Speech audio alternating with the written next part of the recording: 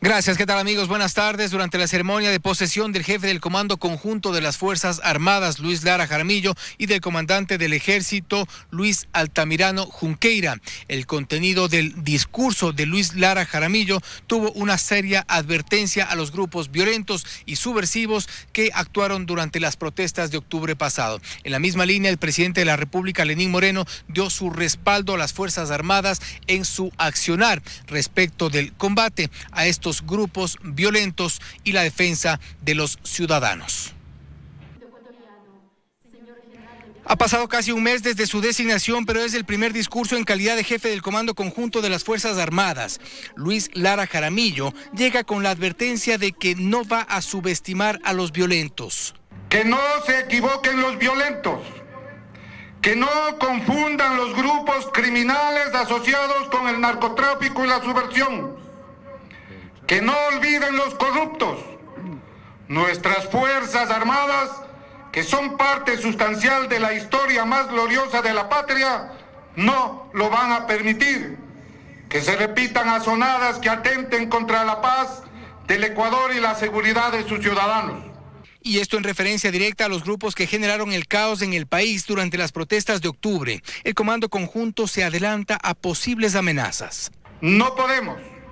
No debemos pasar por alto esta demostración de fuerza de grupos internos y transnacionales que quieren imponer un modelo que atenta contra los principios democráticos básicos, vulneran la Constitución y pone en alto riesgo la convivencia social. Tras su intervención, el presidente de la República, Lenín Moreno, nuevamente hizo público su respaldo a las acciones de Fuerzas Armadas en el propósito de frenar el avance de los violentos. Quiero dar un abrazo cariñoso especial al querido amigo y ministro Osvaldo Jarrín.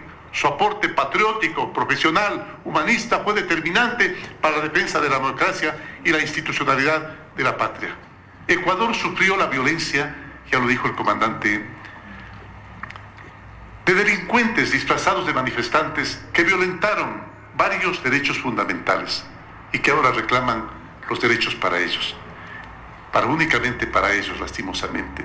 El derecho a trabajar y a gozar de lo que con tanto esfuerzo se ha construido, el derecho a movilizarse libremente para llegar al hogar, para llegar a la escuela, el derecho a la seguridad de nuestras familias y el derecho fundamental a uno de los bienes más preciados que puede tener un ser humano, que es vivir en paz. Aún agradeciendo el trabajo de los oficiales que dejaron el Comando Conjunto y el Ejército, Moreno encarga a los recientemente posesionados la tarea de dar frente a una amenaza que saben está latente. Y bien, en otro orden de temas, el presidente Lenín Moreno se refirió también a un aparente error que se habría deslizado en el texto de las reformas económicas propuestas por el gobierno y presentadas en la Asamblea Nacional. Esto respecto al IES, al ISPOL y al ISFA. Dice que no se trata de entidades gubernamentales, sino públicas con su debida autonomía. Aquí la aclaración.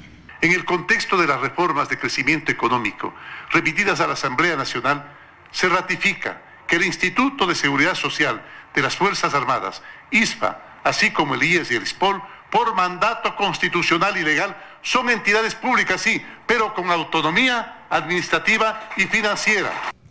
Y bien, con este acto se concreta la posesión oficial de los dos generales que fueron ya nombrados hace aproximadamente un mes. Luis Lara Jaramillo como jefe del Comando Conjunto de las Fuerzas Armadas y Luis Altamirano Junqueira como comandante del Ejército. Hasta aquí lo que les podemos informar desde Parcayacu, al norte de Quito. Sigan